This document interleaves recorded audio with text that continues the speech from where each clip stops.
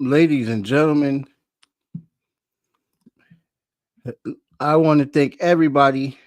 Hey, Miguel, how's it going? Good to see you.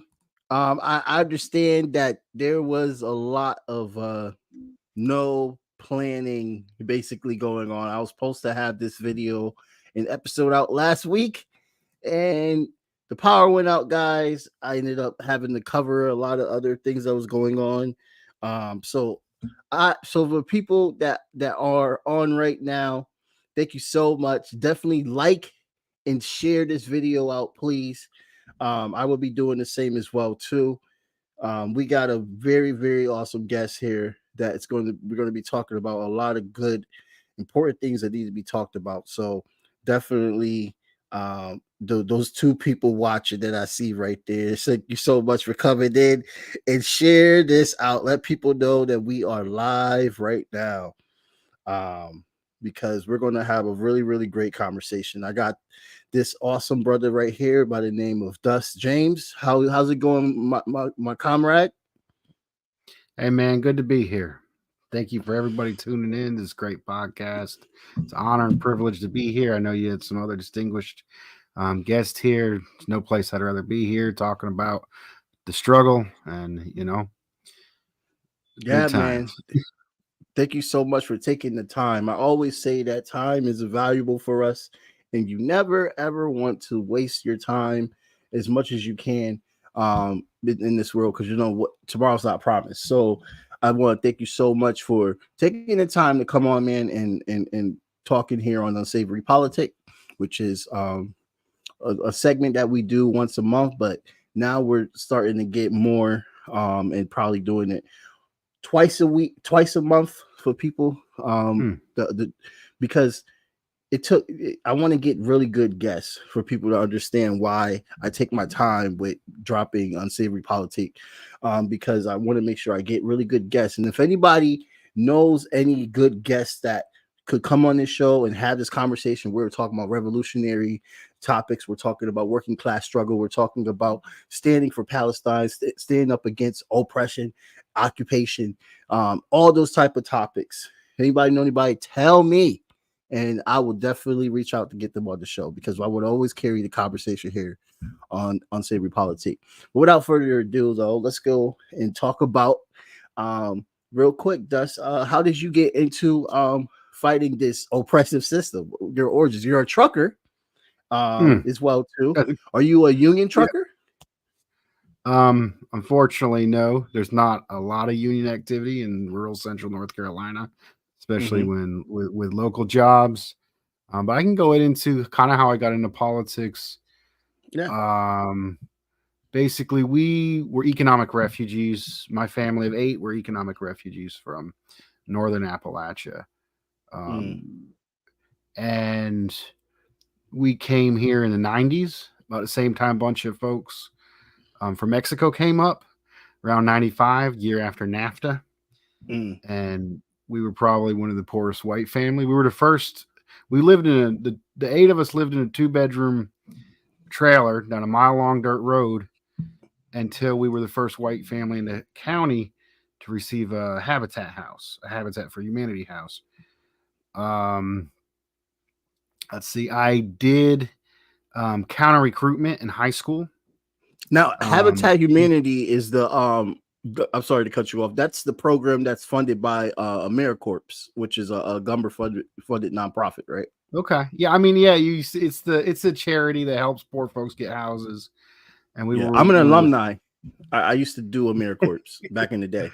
I'm very familiar. Okay. But that's cool. I'm sorry to cut you off. Go ahead. No. I did counter recruitment in high school, counter recruitment to the military. I guess my dad had, being from, southern, very bottom of upstate New York in the middle there was a lot of progressive religious people like Quakers and stuff like that. And my grandpa, I think he had a 200 acre farm up there, but we're black sheep of the family being forced out down here. But anyway, there's a whole progressive movement, religious movement that my dad kind of had some ties into that kind of got me started. Nice. Kind of like the whole Jesus freak kind of vibe, but only the real anti-war position, progressive Nice. left kind of position got me I started. like that. But yeah, I did counter recruitment. Didn't want other black, brown, poor folks joining the military to go kill other poor black, brown folks.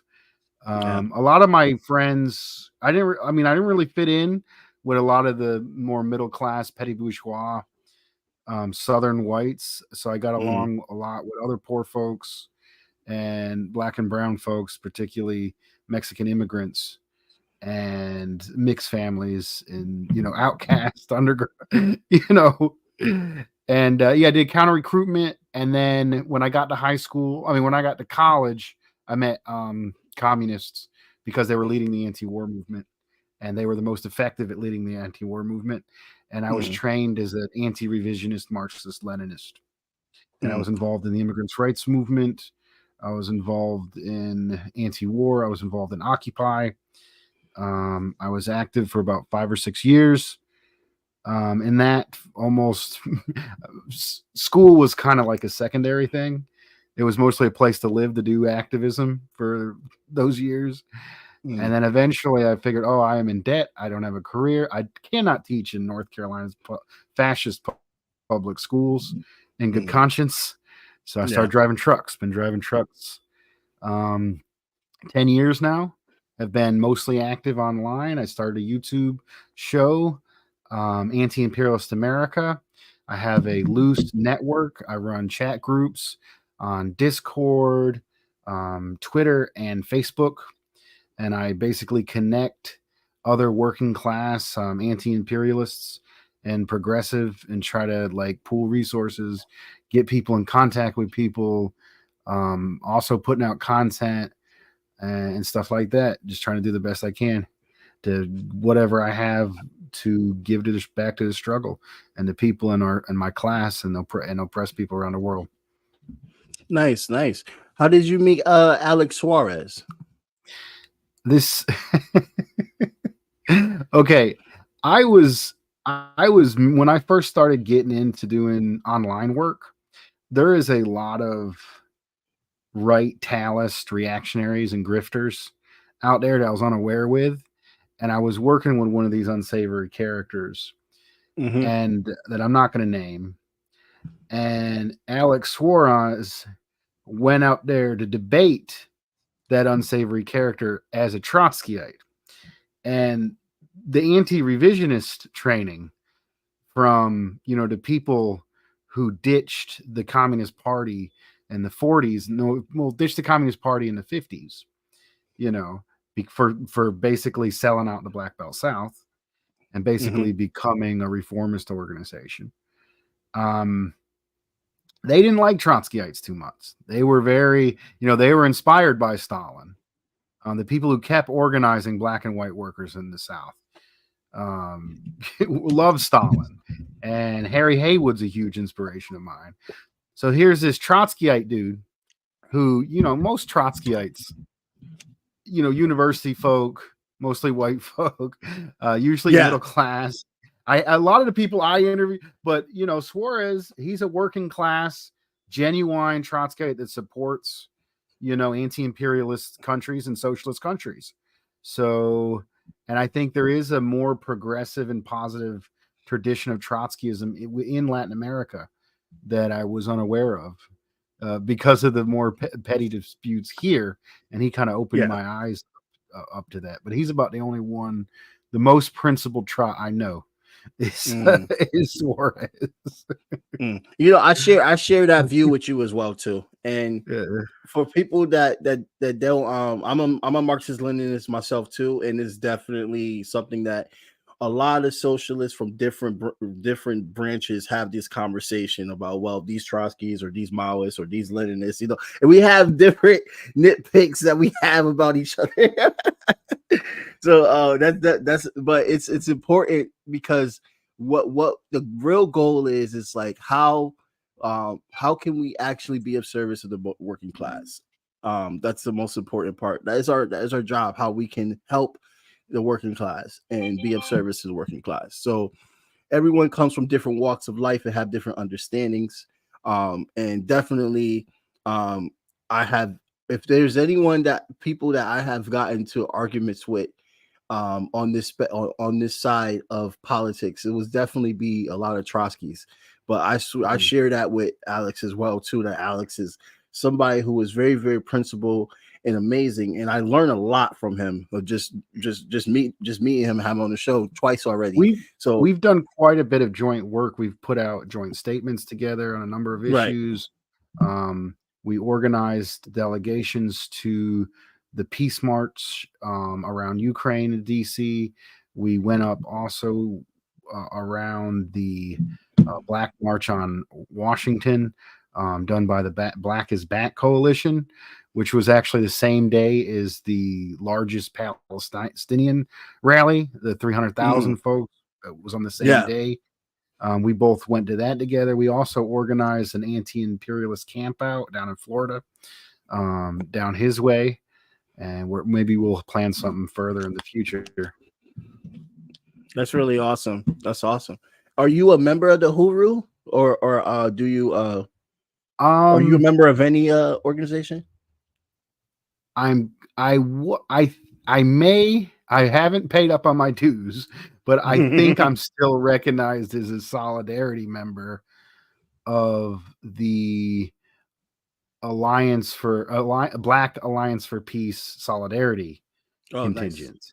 Basically, nice. Non-Black supporters of the Black Alliance for Peace. I was involved with that and was an official member of that. I was with another group I'm not going to say the name of. Yeah, but that's probably the only official group I'm a part of. I'm largely independent, and I lead the loose coalition around anti-imperialist America. Awesome. Thank you. Yeah, thank you for what you do, bro, because it's very, very needed and very, very important. And it makes me proud to be able to connect with other socialists like you across the country. If anybody has any questions for Dust, definitely ask. Last time there was a few people that asked questions for Alex. That went along very well. So I want to keep that going. So if anybody in the audience have any questions for Dust, we'll definitely bring it up. And questions that are about politics. Nothing. I don't do the personal question stuff on this segment. That's for the other segment when I'm talking to music people and stuff. So if you got any questions for Dust, definitely ask. But we're going to go right into a segue that been wanting to talk about. Haven't had an episode for 2 weeks, so I definitely want to hash this out, especially with what's been going on with Palestine recently. We see a huge discord between the Zionist camp, which is I can't even think of the name of the party right now, that is running Israel, and Bibi Netanyahu's party. I know the name, but I can't think of the name right now. But there's a discord between them and also Biden, and you are seeing now, right now, a strategy of trying to make it look like Biden does care for Palestinians, even though he has called himself a starch Zionist, straight up Zionist, has said it multiple times on camera. But so Zionism, you call yourself a Zionist, you really don't care about Palestinians. That's just a part of it. You can't be a Zionist and say that I stand with Palestinians struggle and stuff like that. That's apples and oranges. Zionism is clearly a political ideology, and it is to colonize Palestine. That's it. At first it was going to be Africa, but at the end of the day, they decided not to do that. I'm talking about back in the day when they was choosing where they go to. They chose Palestine. So he's a contradiction with himself, and he airdropped food. Now I saw a few people actually got crushed with the airdropping of food. Why didn't he send tanks in? If he really cared, why didn't he send in? The Israeli soldiers would not attack American soldiers. All he has to do is stop sending the money to essentially the disagreement between Joe Biden and Netanyahu is Netanyahu's like, I want to kill all the Palestinians now. Right. And Joe Biden's like, hey, do ethnic cleansing and genocide just a little bit slower and not so much on camera. Basically, That's the disagreement. He's lying when he says that he cares. And they're trying to make it sound like, oh, Trump would be worse and all this stuff. No, Trump would do the same thing. There's no difference here. This man is like Hitler. He is funding genocide. No comparison. 30,000 children plus have died. There was a refugee camp. First, they they forced everybody out into a small refugee camp, and then they bombed the refugee camp. I mean, this is madness. This is sadistic. I mean, honestly, the Palestinian cause has always had it's such an obvious wrongdoing. It's such an obvious slaughter that this has been an issue that I have noticed in my activism that actually more people are paying attention to in comparison to maybe some events in Latin America or Africa. If people are aware of one issue, it will be Palestine because it's so obvious. It's so in your face. I think I went to one of them and there was a lot of the students there. It was more of a liberal college that I went to initially. And I was like, if they're lying to you about this, what else are they lying to you about? So I was trying to use that to kind of spring people to get outside of the college and actually get involved in some of the union work, civil rights work, and other on the ground coalition building and community building. But yeah, this is horrific, and it's obvious, and more people are waking up to it. I've never seen a march that big, 300,000 people. Yeah, facilitated by PSL and a lot of the leading Palestinian diaspora organizations. I was really glad to be a part of that. But I mean, we can have all the big marches we want. I'm not seeing our efforts really shutting it down. And I mean, I think I just read Blood and I got most of the way through Blood in My Eyes by George Jackson today. And he talks about urban guerrilla warfare with bases in the city. I mean, a lot of people are not at that point. I'm not at that point to dedicate it. We had people that died. But I think if we're serious about building an anti-war movement, we need to build a movement of the workers and oppressed in the worst conditions to actually build physically power to stop them. Movementism is a bit of a trap, but I do respect the efforts of people that did actually do something by facilitating the ability for people to get out there and show their disgust with what's going on. Yeah. And they're doing motorcades where they're blocking entrances, and it's like thousands of people. I saw one time. They're trying everything they can to get these people attention. I want to address a comment here we got from Miguel. I guess he didn't like that I was blaming it mostly on Biden, but Biden has been in some form of office in Congress or in the White House since 1971. So like long my dad is like the same age as his freaking career in politics. So my thing is who instated Blinken? Who made Blinken secretary? Biden did.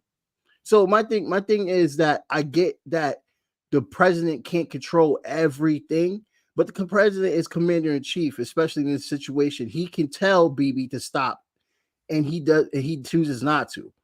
I mean, he has this hot mic situation talking about I need to bring Bibi to a come to Jesus moment, and he sounded like, oh well, we're gonna have a stern talking with him. How do I believe that? How do I believe that? No, you're weak. Maybe it was a specific issue that he said.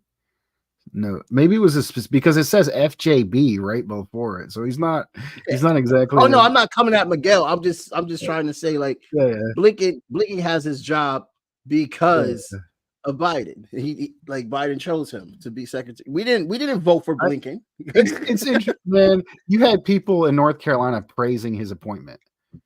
Yeah. Like some of the people I worked with, especially people that done, truth and recruitment, people who, I'm not going to say their names, but they've done some good work. But they were happy that they had more black representation in the imperialist Yeah, I infrastructure. hate It that. was like, That's cringy. yeah, and they're like, they're like, oh, and next thing you know, they're gonna name a military base after Harriet Tubman. I'm just like, stop. Yeah. This is Malcolm the enemy. Nance These are is a enemy piece force. of Go shit. ahead. Malcolm Nance is a piece of shit. Make no mistake. Malcolm Nance is a piece of shit. That man is crazy, and a lot of people celebrates him because he's black, but he is straight up for colonialism. He is an imperialist. He is for the oligarchs. I mean, I remember watching him on Roland Martin. This man literally was telling everybody that the Palestinians has to get killed. He was telling them that. He was like, we have to do this. And why do you have to do this? Why? I mean, they was challenging him, but Roland Martin doesn't really challenge great enough. I wish he challenged people like Malcolm Nance just as much as he challenged white people in general, because he goes in on white people. He goes in, but he does not go in on black imperialists as he should. He's always hyping up Kamala Harris and all this nonsense, and it's like, bro, you gotta stop. And but he's a liberal, so liberals are going to liberal at the end of the day. I'm not going to expect anything else out of that. But that's what I think about. It's like all these black people that come into the government, get all this power, and they're doing the same shit as their white counterparts. we got a problem here. We shouldn't be celebrating these people at all. They are part of the same problem. Obama cannot sit next to MLK in my head. I resent that. No, don't ever. I read Obama's book. Hell no. I'm not down for that. Uh-oh. Are you No, I got confused. Like I was confusing Blinken with Lloyd Austin was the guy. Oh, Lloyd Austin? Yeah. Wait a minute. Did I just call? I don't know who you Did I say the wrong name? I was confused. He brought up Blinken, and I was like, "Was that Secretary of State?" No, I was thinking Secretary of Defense. Oh, Secretary of Defense, which is Lloyd Austin, and people were Lloyd Austin, not Malcolm Nance. All right, so we just made a huge blooper today. Yeah. I'm off work. I just got off work. It's been a long day. Right. Yeah. So for the record, I was talking about Lloyd Austin, not Malcolm Nance, people. Okay. Lloyd Austin is a piece of shit, and he needs to stop acting like, he could go on black platforms and make us comfortable with imperialism, because imperialism is not a comfortability. It is for the rich. It's not for us. We all get affected by that. So I apologize, Malcolm Nance. Now, come to think but it's not the first occurrence of it. There's videos of Kwame Ture talking about Condoleezza Rice and Colin Powell going back to the first Gulf War. And I love Kwame Ture. He says it like it is. I think there's one interview about that. And I don't know. He makes it interesting. Like, without the black struggle, they wouldn't be there. Without King, without the Black Power movement, they wouldn't be there.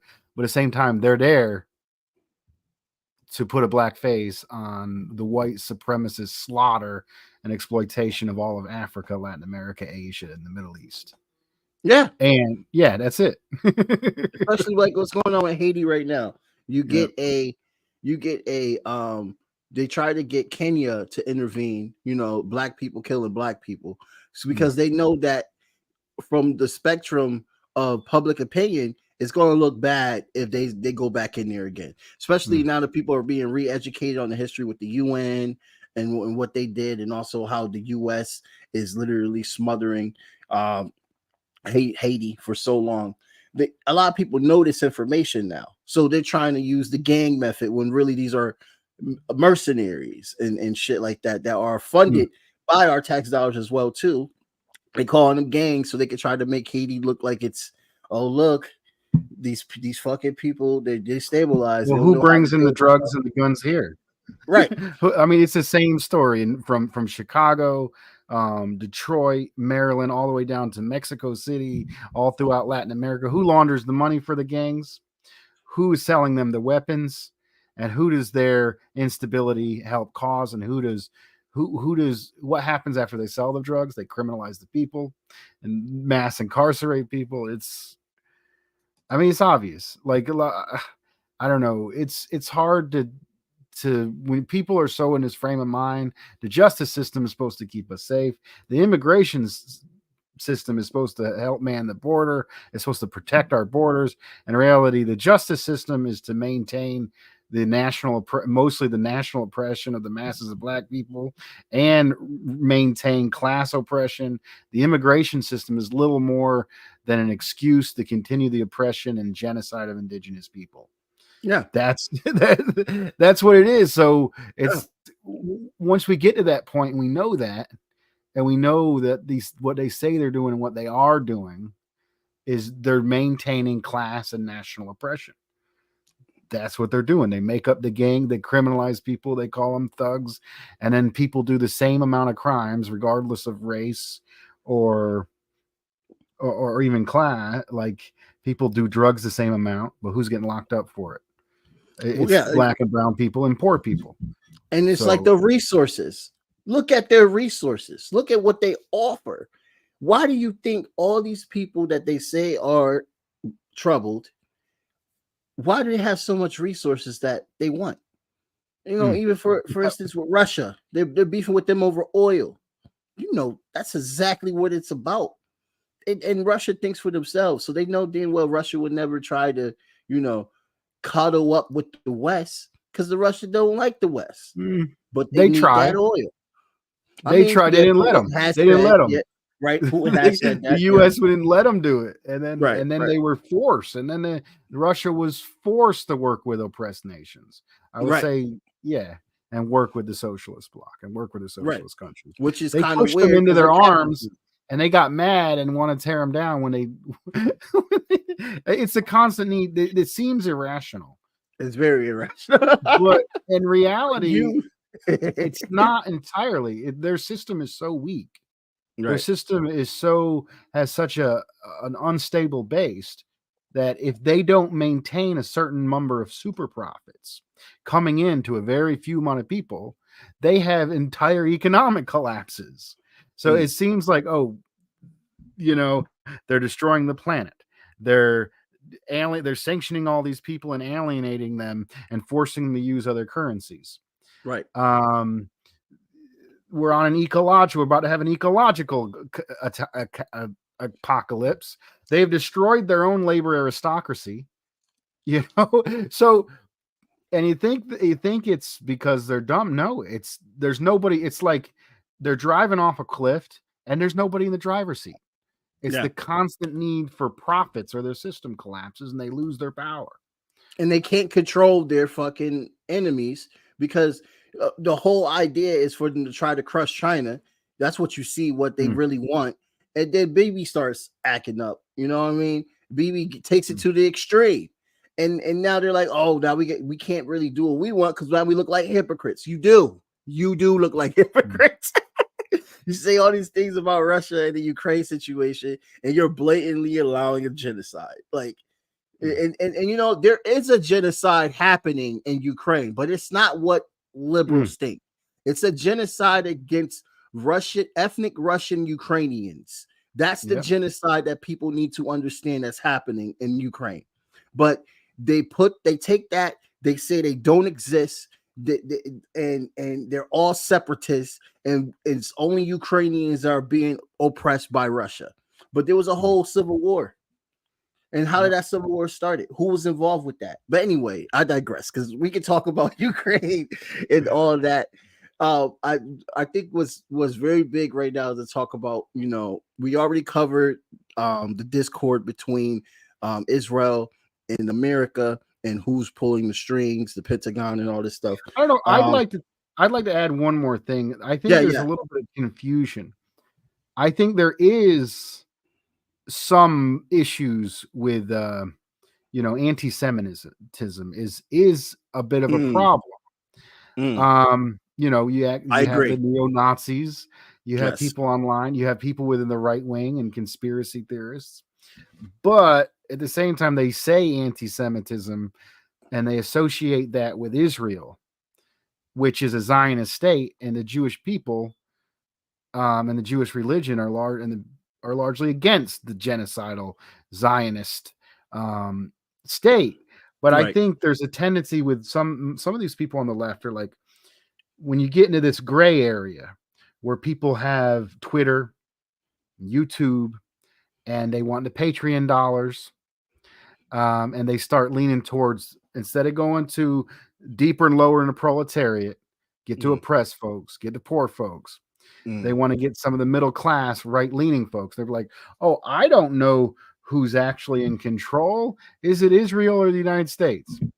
And it's a clear answer. Yeah. The US based capitalists use Israel as their tool to carry out attacks on the rest of the Middle East to Yes, keep that's them very clear. destabilizing the poor to extract resources. That's it. It's a beachhead for US led imperialism. Yeah. In the region, no mistake about it. Like, yes, we shouldn't be given the money stolen from workers here to a Zionist genocidal state that's attacking the entire region of the Middle East.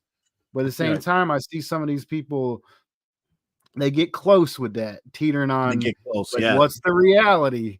Right. You want to play into anti-Semitism, you want to talk about the main enemy, which is imperialism.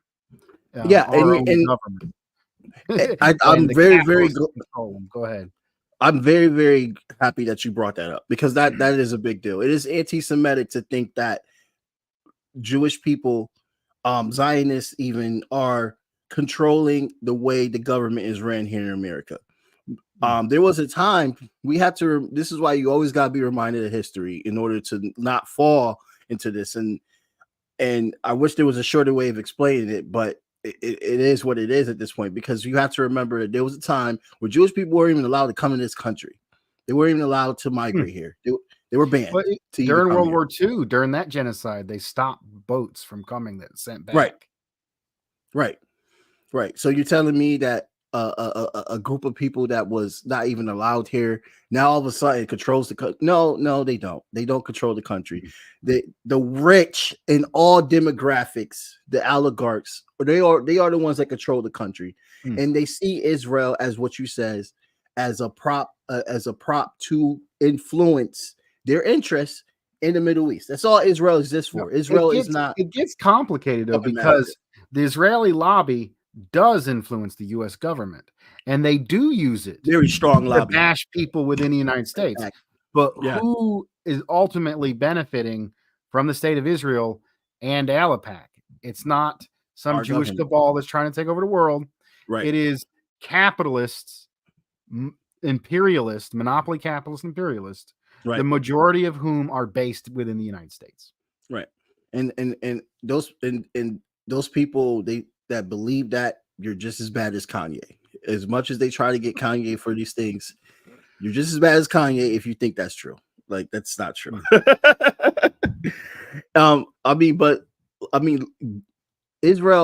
Israel's not really sovereign to even start off with. So how can they be in control? If Israel was in control, like you won't see a back and forth between Biden or a back and forth between Blinken. The dude looks very stressed out. He has to travel 24/7 to try to talk to Bibi all the time about, all right, well, let's try to kill them slower this way. This is getting out of hand. You're just going through bombing and all this. If Israel was in charge, Bibi wouldn't have to worry about what the U.S. wants. They wouldn't even have to worry about it. In fact, I feel like Bibi would say, screw the U.S. if he didn't have to answer to them if he was in charge of this whole operation and stuff like that.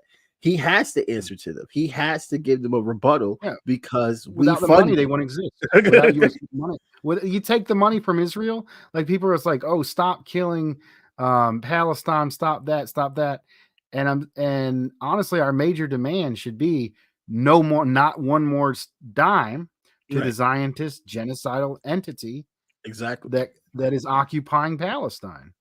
Right. And the decrease is insane. People should check that out. Because since October the 7th has happened, I think over 500,000 settlers have left, went back to where they're originally from. So they don't feel safe there. And now they're trying to do this auction. You saw the auction that they're trying to do throughout the country where they're auctioning off West Bank land. And now, I'm just hearing about this, but this is good. This is good to know. And I think it's a lot of people get stuck on this multipolarity, which is a good advancement. China, which has a rather somewhat slow but powerful and strong form of socialism, in my opinion, which is allied with Russia, which has been forced to stand with the oppressed. But when you get down to it, my position as a Marxist-Leninist is the masses of oppressed people themselves. And if you look at the countries most torn by imperialism, Palestine, it was Palestinian resistance in the worst of conditions, led by a large coalition that was led by Hamas, that stuck it to the people that were keeping in those conditions and are basically pushing them out. It's beautiful. And the same thing with Yemen. These people witnessed a decade of a genocide themselves, and now are stopping the boats from people going on, are putting up billboards of the servicemen, the airmen who couldn't go along with it and burn themselves. They got billboards of Erich Buchnell in Yemen. They stopped the Israeli ships, and it's really the most exploited and the people in the worst conditions that have been coming together and have really been the charge and the rallying cry of all humanity against this sickness of imperialism that's based here in the United States. Yeah, I mean, and they're trying to say, and Yemen has sovereignty, and Yemen has the right to block their sea, the Red Sea, because that is their sovereign waters.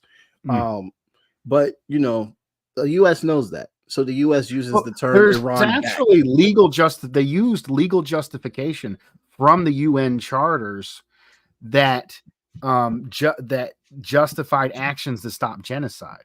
There's actually legal framework for what the Yemenis have been doing within the UN, the imperialist entity, the UN's own laws and charters.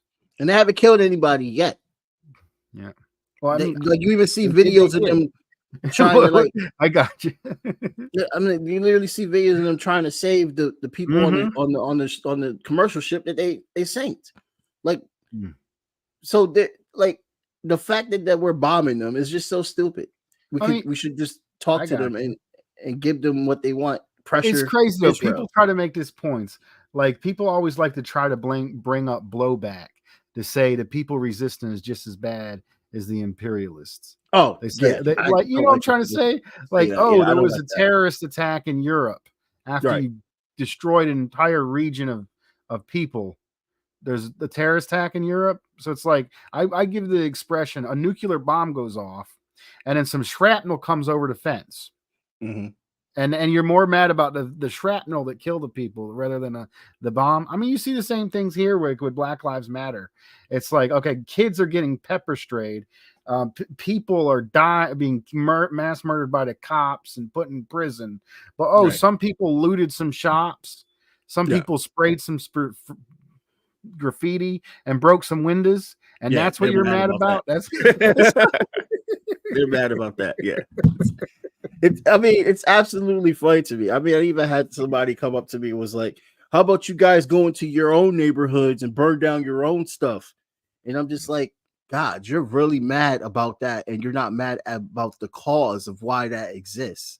Like, none of this is new. There's been race riots in this country. I know you haven't looked and did the due diligence to see why race riots are very common in America, because it's very common. There was a lot more back in the day, and you should see the reason why. Oh, maybe why was there race riots? Jim Crow, apartheid. Yeah. Sounds I like don't a even reason to phrase get it as mad. riot. I phrase them as it's either a revolt, it's either a revolt or a massacre. Most race riots either fall into two of those categories. Right. Either it's a revolt of black folks against it, and a lot of time what they call race riot are targeted killings. We got the Greensboro massacre here in North Carolina, and late as I think it was 1979. The Panthers had a Death to the Klan rally, and then the Greensboro sheriff and the Klan got together and they killed in cold blood 5 white communists that were allied with the Panthers here in Greensboro.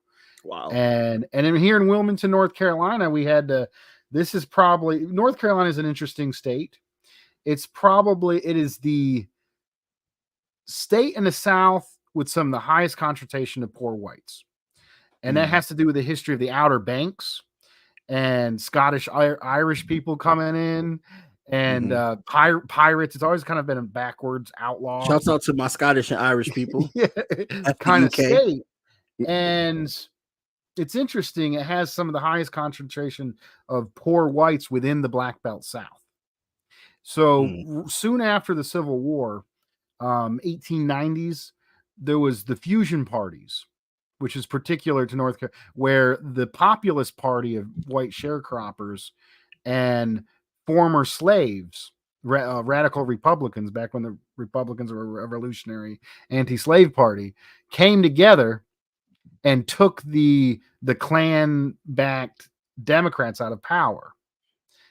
And there was a so-called Wilmington race riot, which was a coup d'etat that took a popular elected government, a fusion government, black and white unity government, poor unity government out of power here in North Carolina. So there's, there's tons and tons of these occurrences going back in history. That's very interesting. There's just so much about this Turtle Island that you just don't know. It's just so much history. I didn't even know that. You know what I mean? And I think like if that is taught in school, people will come out thinking like, oh, you know what, the system is fucked. like clear as day. Like I don't see how you cannot make that comparison. Be like, wow, like, you know. And the Democrats hate when people mention that. They don't like being reminded that they were the Klan party. Like the right wingers are right when they say that they were the Klan party. They were. And they always like disassociate themselves from that, but their policies still reminds me that they're the Klan party too. Like, where have you changed that? You know, you got Joe Biden, for instance, in the State of the Union talking about immigration and stuff. And yes, we were just talking about that earlier before we started recording. Like, yes, Marjorie Taylor Greene is a crackpot and she's a racist. Anybody that just wants to buy the reactionary nonsense that all immigrants are bad, and look, they beat up a cop and they got away. Okay, how many people in America have beat up cops and got away with it? How many? A lot. A lot. And I don't even like cops, so I don't even care at that matter. But at the end of the day, it's like they take one story and they just conflate it, and they think they're going to win with their racism. It's insane. And then the Democrats are no better because they're like we talked about earlier, they deported the most people, especially in the Obama administration. They say immigrants are welcome here, and they kicking the most immigrants out. Yeah, I mean, I'd like to bring up some of my personal history on this. Like I said, I had a lot of friends who were undocumented immigrants from the Corn Belt of Mexico, which was pushed into poverty with imperialist trade policies, particularly NAFTA, which flooded Mexico with cheap monocultured inferior corn and put a long-standing people. It was actually the people that raised the corn that were pushed into poverty, primarily a population of an indigenous ancestry. actually won those land holdings in the 1910 revolution under Zapata. Nice. And that's who NAFTA put out of business, and that's who there was a major influx into this state. And I didn't really fit in with this society, so I was actually, my family was really dysfunctional, and I didn't have any food. I had friends, so I'd go over there and eat. So I mean, literally, undocumented immigrants took me in, fed me. I speak Spanish, when no one else would. And, oh wow, you speak and Spanish? my son, and Nice. my son, my ex-wife is from Oaxaca, and I have a son, and my son is Chicano, is half white, half Zapotec. And there are international, interracial, working class communities in the United States that aren't really talked about. And you see it, and we're taught like, oh, you're poor and you got to compete with this labor. They're stealing they're lazy and they're stealing your jobs. Oh God, I hate when people say that. At the same time. And So in reality, I mean, they're just being scapegoated. They will always try to blame that. This is what fascists do. Fascists try to mobilize the population against the most revolutionary portions of our society. And if we look at immigrant labor, when we won civil rights within the Black community, we won some basic labor protections through the union movement, majority Black workers in the union movement that won those rights. They we no longer had mostly Black and white sharecroppers. They imported undocumented labor and kept them with low-level visas that had little rights that tied it to employment, purposely kept them in undocumented status. And we look at like I said earlier, the immigration system is nothing more than a cover for the continued assault and oppression and genocide of indigenous people. Because if you look at, they bring in the gusanos, the mostly white gusanos from Cuba. They allow in white immigrants from Europe. Yeah. But you don't hear nothing about Ukraine immigrants. Yeah. Nothing. Yeah, but the people nothing about them who are of indigenous ancestry to this continent, who had a half of their country, 1/3 of the United States was stolen from Mexico. And that was half of Mexico's land. Right. When that was stolen. They're not allowed here, and they're going to be kept in undocumented status. And there was people that came here in the 90s. In the 90s. We're talking 30 years ago, who are still undocumented, who are still kept in the worst jobs. I mean, like I said, they replaced the Black sharecroppers and the poor whites with immigrant labor. And there was another, when my first job out of high school was working at the chicken plant. And at the chicken plant, almost everybody in there was undocumented, other than a few Black and white workers that were in there. They're all undocumented. And then they passed the Verify. And then who do they bring in? They brought in prison labor and criminalized felon labor to replace those positions. Of course they did. And this is what they do. So you got the criminal system and the so-called immigration system that are not about immigration. They're not about stopping crime. They're to keep Black and brown people, to super exploit them. And when you super exploit anybody within a class, the working class, how is it to be a white worker who's working right beside somebody who doesn't have basic legal rights? Right. How is it to be a white worker working beside the slave? Look at the poor whites in South Carolina, them picking their families, picking tobacco, child labor alongside slave labor. Who did the Confederacy mostly benefit? It was a small class of white slave owners that kept the entire poppopulation poor. You are clicking on all cylinders right now. Like you are telling it. Like I went into it. You can go ahead. Oh no, continue. I'm sorry. I just had to say, dude, you're literally bringing up a great point, and that I never thought of. Like, basically, I thought about him. I mean, I've started on immigration, but I kind of went holistically, right? And I think as a revolutionary movement, we need to put the issues of the most exploited and essential workers first. Exactly. Like immigrants are not immigrants, foreigners. They're not a minority. They are an oppressed people who are super exploited. And if we look back at occurrences like in 2006, Right. May Day was a workers' holiday that was brought here mostly from Eastern European immigrants and Yep. radical tendencies who Thank fought in you. the labor movement to try to get the 8-hour day.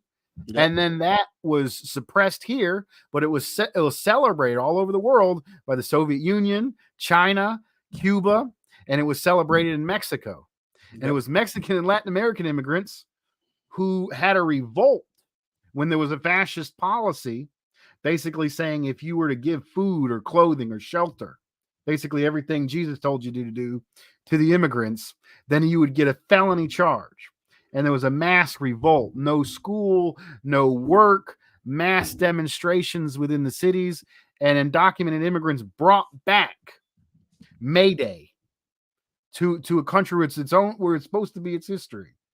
So if you're a revolutionary, I think you do need to focus on the people who've been putting in the struggle, and that has been Black and brown folks. They've been leading the struggle, not just for themselves, but our entire class against capital. And this is why I get really pissed off at some of these so-called socialists who are like, oh, we need to appeal almost exclusively to the Trump supporters because they've been left out. The forgotten middle-class white folks, like, oh, they're overlooked. I'm like, okay, maybe. Okay, yeah, people are overlooked. What the fuck ever. But if you look at who's been doing the struggle, it's been the oppressed folks. And I think instead of like trying to appeal to that middle class that has been reactionary, the falling labor aristocracy, the middle class that is falling, that goes to people like Trump. Oh, it ain't, the American ain't always good. We're going to make it great again by attacking the immigrants. They're going to fascist policies. I think we, as a revolutionary movement, the international proletariat in America needs to put the issues of the most exploited first onto our agenda. Yep. We need no compromise, full legal status for all undocumented workers, a stop of the killings, a stopping of the separated families. I would like to see back in the Civil War, right before the Civil War, and they had slaves escaping from the South and going north in the Underground Railroad. And the slaves would become members of those communities. They'd become workers. They'd become a lot more. There was still racism in the North. That's a whole other issue. But they became respected members within communities in the North. Okay? And then the slave catchers would come up to chase them. And in some of the communities in the North, some of the white allies of the slaves that came up took up arms against the slave catchers, said, you're not taking our neighbor. You're not taking our friend. And I think I would like to see a communist movement, a revolutionary movement, to stand up against ICE. Because when ICE attacks anybody in our community, they're attacking all of us. And we can't have any tolerance for either the outright fascist like MTG or the person that said or sleepy pro-segregationist racist cover for Obama when he came into office, saying illegals, calling people illegals. And if you got shipped up to New York, you're not illegal, by the way. You were vetted and you were processed. So you're not illegal. You were sent there. They won't send illegals there. You did the right thing. What the MTG and the racists do is that undocumented immigrants are less likely to commit crimes than the general population. Yeah. That's literally what it is, because they don't want to get caught. They'll get sent back. Exactly. They have less rights. They have less rights. They're not, they're a scared, purposely kept in fear population to be super exploited. Right. But what the fascists will do, they'll find one undocumented person that committed a crime which happens, and they'll blow that up. And they'll use like that what they did one with person to trans. try to attack the entire population and continue to reinforce the national oppression, super exploitation, and arguably the continued genocide of indigenous people. And this is the same tactic that they are using for trans people as well, too. As like it's a tactic that they use for every single. It's the fear mongering tactic. And what makes me upset is when leftists, like what you were talking about, people that call themselves leftists, they entertain that because they want to appeal to the Trump voters, like Jimmy Dore, for instance. That's a big issue right there. He's all of a sudden buying into all these conspiracies that they're saying, oh, they're just bringing them in so the Democrats can have more votes. That's very stupid. As smart as I thought you was, you think that's what it is? That's very freaking stupid. Like some people on Sputnik. I'm not going to go down names because I know some of these people, but if you are buying this rhetoric and you call yourself a leftist, you're not a leftist. You're a moderate at this point because you are buying into nonsense that you should know better about. Why would the Democrats literally say we're going to bring in all these immigrants so they can vote for us? A lot of them don't even consider themselves liberal. There's a huge conservative mindset as well too. Like that's impossible to think that they're all going to vote one side. That's also an illusion. That's also a lie. It's a lie that Democrats are somehow letting immigrants in. Both parties are equal or almost equally repressive to migrants, putting them in cages. And they know, the migrants know. When you talk to them, they'll tell you, like, yeah, this is what happened to my family member. All this stuff. Like, I remember just sitting down on Grand Ave, where there's a lot of immigrants at. They talk about it in meetings. They are well aware of what Democrat or what Republican policy affected their people. You think that they just come and be like, "Oh, Biden's good." I think it's the same argument. It's the same argument between Joe Biden and Netanyahu. Basically, it's like, ooh, do we want to do the genocide out in the open and with open vitriol and open racism, or do you want to try to say, oh, this is the best country in the world and people come here not because of imperialist policies, but they want to come here, and we're going to have set up legal processes but keep the border safe. It comes down to, do you want to do genocide out in the open, or do you want to do genocide more effectively? I mean, one of my great heroes, the great late Glenn Ford, who spearheaded exposing Obama, rest in power. He coined a term. It's the more effective evil, not the lesser evil, the more effective evil. Exactly. And I think these two forces, they're in a relay race together. This person that can't do this, they put this face on, they can do that. This person, they got this drama, they can do this. They both go back and forth and have the same boss, and it's a monopoly capitalist. And what are they trying to do? Carry out genocide against indigenous and black people so they continue to super exploit them and exploit the entire working class and maintain their power and their super profits. That's it. During the Trump administration, we supported our government supported the coup attempt in Venezuela, and also supported the coup in Bolivia that killed hundreds of indigenous people. During the Biden administration, Dina is the new dictator in Peru, and she has a full-on assault on indigenous people. Two different parties, same agenda for my listeners. All right here, same agenda. Two different parties, same agenda. If Biden was, if the Democratic Party was different, they would not be funding Dina right now in her regime. They would not be funding her at all. They are funding that dictator just as the Trump administration was funding their dictator in Bolivia, who is going to prison right now, from my understanding, right? So, it's the same thing, and all these people are coming here because of the wars that we brought to them. Hondurans, it was Hondurans before that, you know. Yep. From And the so 2000, was it 2000? I forgot. Was it 10 or 2009 coup under the yes, Obama regime? which by in the way, the Honduras. person they put in power, he's up here on drug charge. Oh wow. They give him power and then they get locked up for being narcos and stuff like that. He was actually in the same And prison with this guy I'm about to interview at the end of the month, who's an ex-mob guy. They were in the same prison together. The freaking ex-president of fucking Honduras. That's crazy.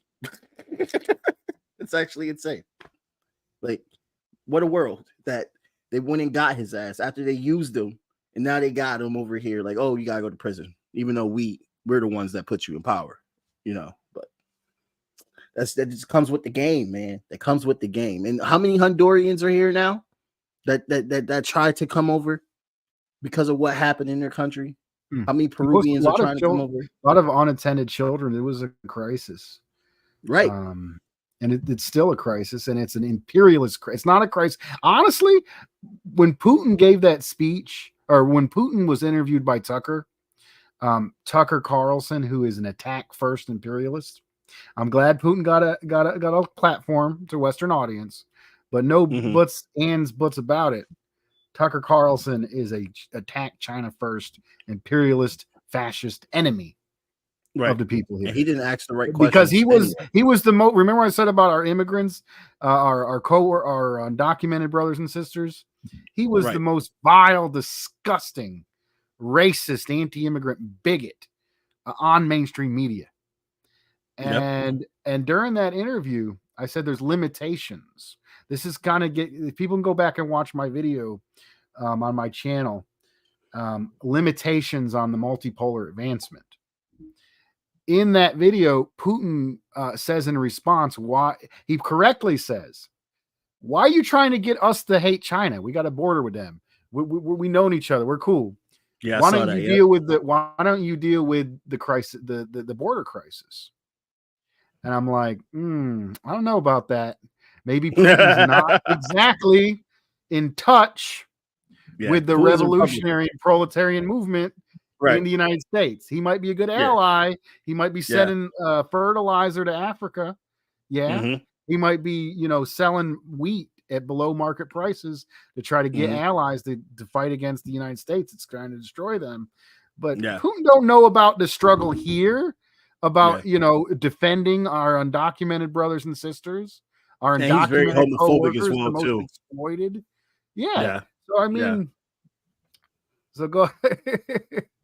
I mean, that's very telling, because that's what I don't think a lot of Americans caught that. You get a full understanding of who Putin is when you listen to that interview, and nothing he said is anything that I didn't know that he was going to say, which is crazy.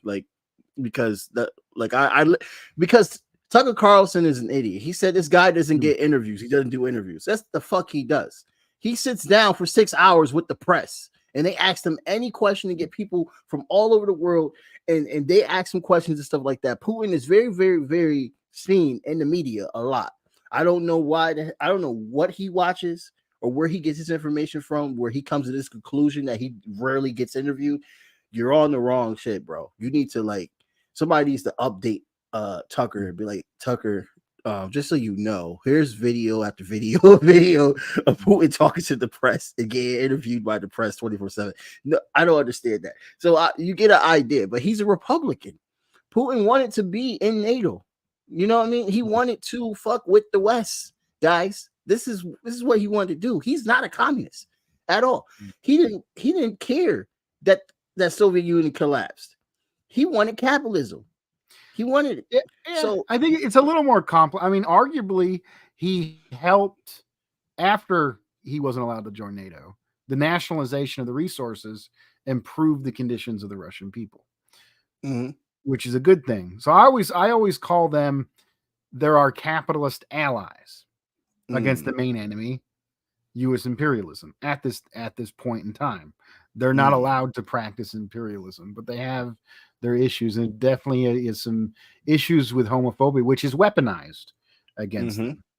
But I see a lot of people who wrong Marxists or socialists who wrongly say the multipolar advancement is the end all be all, when we can see people like the Palestinians, people like the Yemenis, people like the masses of people resisting Africa and all over the oppressed world, as well as the immigrant workers and their revolt and the May Day, the masses of Black workers who have been the backbone of the labor movement in this country, are really where I think that the proletariat is, even though we have this advancement, geopolitical advancement on a global scale, it's still the masses of the international proletariat and oppressed people that are continuing the global class struggle and pushing us closer to socialism.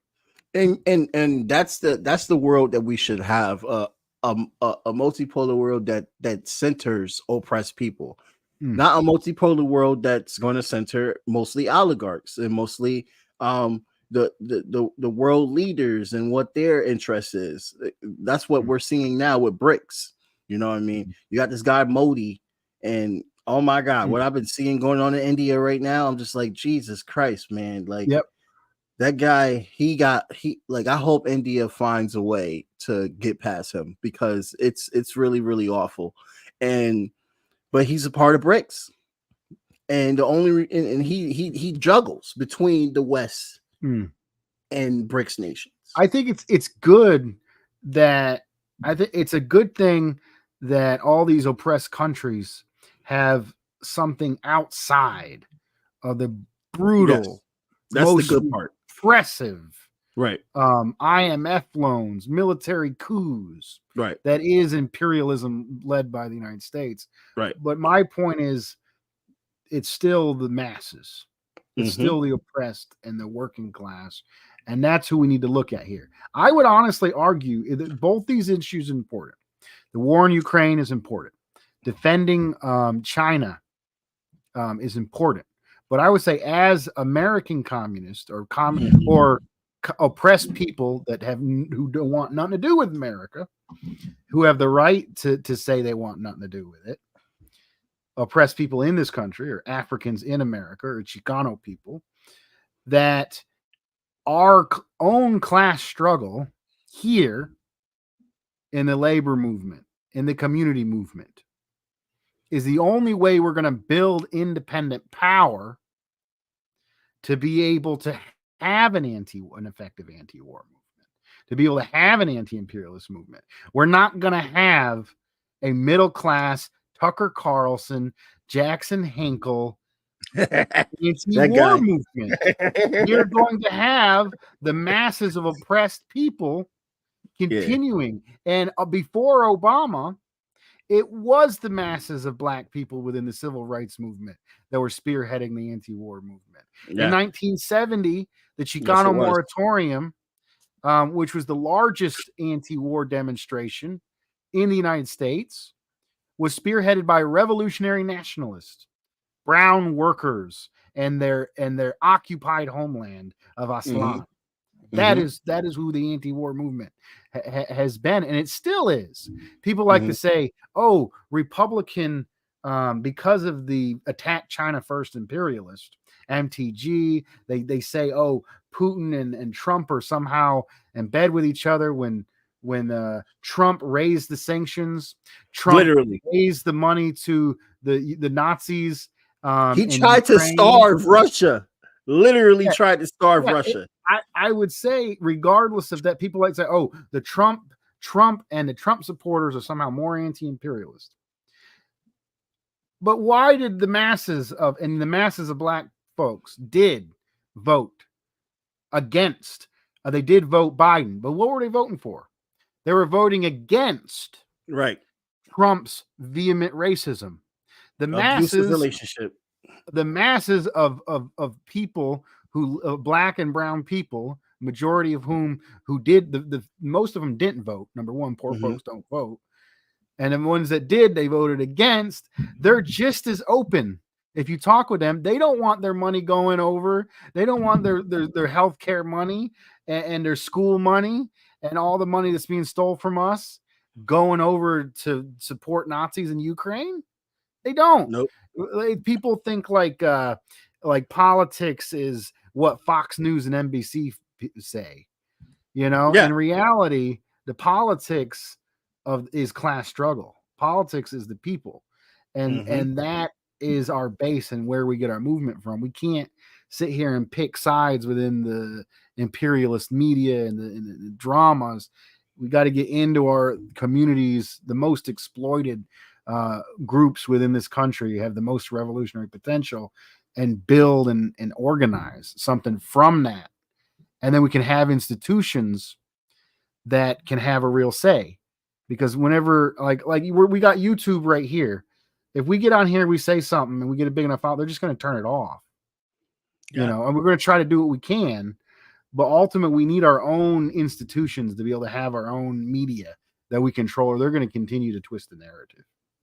Yeah, man. I mean, look, they're trying to ban TikTok, and they're not trying to ban TikTok because they are convinced that it's with China. They're trying to ban TikTok because they don't have full control like they do with Meta, and like they do with YouTube. And that's why they hate Elon Musk. I don't like Elon Musk because he's a oligarch piece of shit that comes from an apartheid state. Twitter has been banning a lot of black radicals and other people on Twitter. It's not a town hall. It's not. But he likes to attack China first, people, because he's the manufacturer. He doesn't like competing with Chinese cars. And that's why he supported the coup in Bolivia to steal the indigenous people's lithium. So and he said it himself. He said, we cool whoever we want. That tweet is, you could Google that tweet till this day.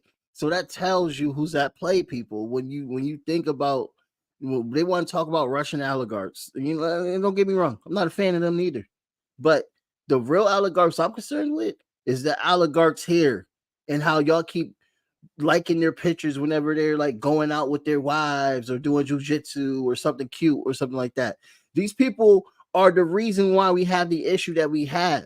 These are the people that control the country. When Comrade Xi Jinping pulled up to America, he didn't go to the White House. He went to San Francisco. He had to have business meetings with the oligarchs in San Francisco. The people that paid Joe Biden and fund Trump. That's who he went to go talk to. He didn't go talk to Biden. But China don't even really like. I think there's a discord between the oligarchs and what they want out of China and the government. Would you say? Like, I don't know. I would consider China a very slow socialist movement. You got to remember that. Well, first of all, the big jump forward was the Soviet Union, but there was some stiffness and there was some problems with Soviet style socialism. Yeah. Even though they lost a huge portion, ultimately, I think it was World War II, losing like 40 million people in the war and all those resources, and then be constantly interfered with. Well, it was a civil war from the beginning of the existence. But their socialism, if you read Michael Parenti's, great guy, by the way, black shirts and reds, he talks about some of the stiffness and some of the inability for Soviet socialism to be able to provide stuff like consumer goods. Also, they didn't have, most advanced computer technologies to know what needs to go where, or to have varieties. There was problems, but the majority of the people, and then the United States manipulated largely the well-off sons of party leadership, convinced them, hey, you want a Coca-Cola and blue jeans, you need to introduce capitalism. And the minority helped overthrow their socialist system, and most of them wanted to keep socialism. They wanted their health care, they wanted their arts programs, but they didn't get blue jeans and maybe a few people, the oligarchs, they didn't get blue jeans and Coca-Cola. They got prostitution and drugs, and 10% of the population had to flee. Yep. After the neoliberal reform. And at that point, with Did it say 100,000? Yeah, it was like 100,000 people died. It was 10% of the population either died or fled in the Yeltsin reforms. Right. So China is looking at this, and they just lost one of their biggest. And I know there was some few. The CIA tried to use China and Russia against each other. That was also very effectively, by the way. I have to say on their part. And North Korea went into a famine as well, too.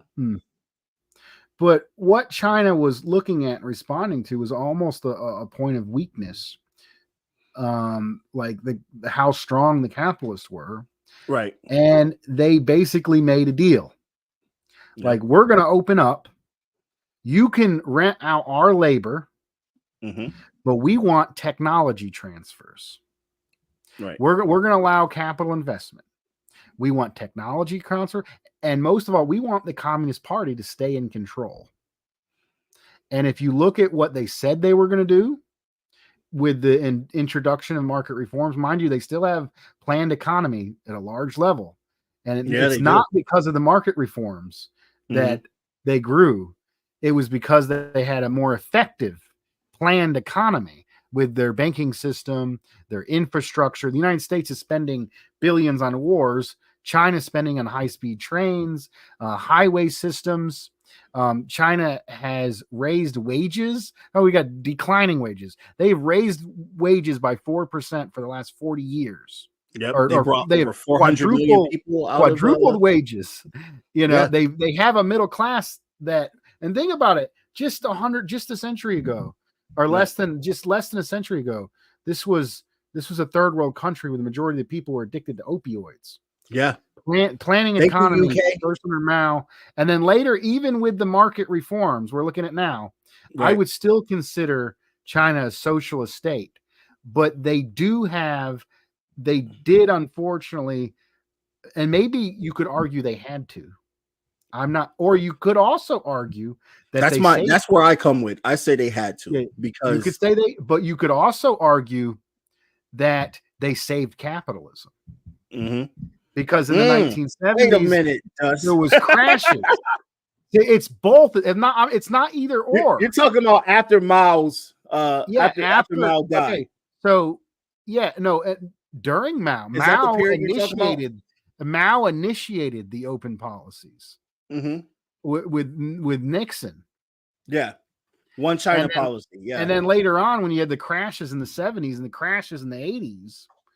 What allowed capitalism to keep going and keep those super profit largely was the influx of Chinese manufacturing.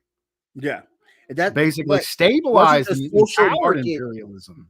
But the social market concept did not exist until after Mao, because that was with the next guy. Yes, it was Deng Xiaoping later on. Xiaoping, introduced those. But so that's why I don't get on Mao as much on that part. No, but Mao was a great revolutionary. A giant of a man who freed 1/5 of the world's population from the yoke of colonialism and imperialism. But I try to tell Marxist Leninists we're dialectical. We're not. It's not. He's it was the words nowadays, based or cringe. It's not based or cringe. It's these competing, seemingly contradictory ideas that you bring together and you dissect what is truth and what is false, which gives you a clearer understanding of the world, where then we can make these political decisions. And Brian Becker talks about that. Brian Becker says also that he feels that the reason why there's so much aggression towards China now is because America feels like they were fooled, that China tricked them into hey, we're going to one day go into your capitalist thing, but we're going to use you so we can be able to build our people, which I got no problem with that. Go ahead, use these Anglo-Saxons as much as you want, because they deserve to be used at the end of this point. But do you think that that's a good? Well, I mean, arguably they were the American the imperialists led by the United States I always call it the main enemy of humanity is imperialism led by U.S. imperialism. Because there are European imperialists, there are Israeli imperialists, but it's ultimately the U.S. bloc of imperialists that controls the rest at this point. But I mean, the United States capitalists, the imperialists overall, are easily fooled because they're weak, because they need super profits. Yeah. Yeah. So that was a way for them to get their boost of super profits to keep their system running. But now China has the largest economy in the world. Yeah. And cannot be bossed around anymore by the United States, and can make allies and can give loans to Bolivia, which had the fastest growing economy in Latin America. They're doing better now. Yeah, and they came back over to coup, but that's what I'm saying. Like, it's not one or other. These are complicated issues, but at the end of the day, what's not complicated, what is straight clear, is the main enemy is imperialism led by the United States, and the main driver forward is the working class, the international proletariat, and the oppressed people and oppressed nations. Yeah, are the main people pushing history forward. Dustin, man, I got to get you back on, of course, and I really, really appreciated your time. This was a really, really great conversation, and everybody that's online, thank you so much for tuning in as well too. Hopefully, we'll get some more questions for you next time you come on. Where's my question, people? Y'all need to come up. But Dustin, I don't want to take any more of your time, brother. I want to thank you so much for coming on and having this conversation. And I hope people really, really got a full understanding from what you were talking about. I really loved your story of talking about how you were going over with people from Mexico and getting fed by them for being from Appalachian Mountains and the poor white working class background. Very important stuff to learn and to connect with, especially because they don't talk about much about the poor white working class in the South, especially in North Carolina, Appalachia, in Tennessee and everything. It's very, very important story to have, because a lot of people of color, we automatically assume that every white person is just living a better life than us because of everything that goes on. I mean, it's not our fault to think that, you know what I mean, because of everything that has went down. But it's important to see that so we can see, oh, wow, we do have certain struggles that are important. It's called the working class struggle that we have in common. And we have so much more in common as working people than we don't have in common as having different ethnicities and cultures and stuff like that. So I thank you so much for sharing your story on that, my brother. I'm really glad to be here. Yeah, man. And so I would love to have you back on the show, and thank you so much for coming on. And also a few announcements, people. Make sure you go on my page, click on the link in the bio to check out the latest episodes, and also check out the Palestine GoFundMe page as well too.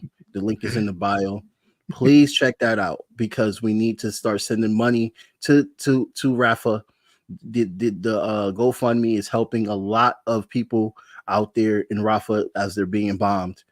So we need to continue to help out these families. Right now, they've raised about $30,000. Their goal is $100,000. With the funds they had previous, they already helped about 88,000 people, 88,000 families. And we're talking about Rafah, where it's very, very, very condensed right now, because we got people from the north that came over that were being bombed, and it's over 1 million people. 500,000 people are starving. So please definitely check out that link below, and also check out Dust content on YouTube. That link is also below as well too. So without further ado, my name is Jabari, and I hope everybody have a good day and stay safe and fight. Keep the fight going. Have a good day.